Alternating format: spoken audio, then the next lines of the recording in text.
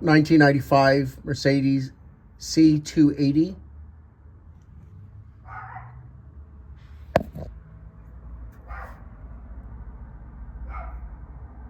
On the driver's side, you'll find the neutral switch.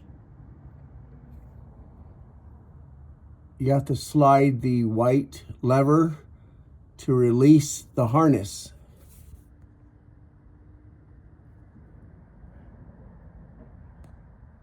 And on the top side, there's a 10mm bolt, and on the bottom, there's another one on this side.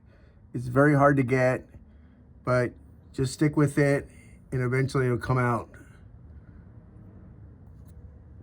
Good luck.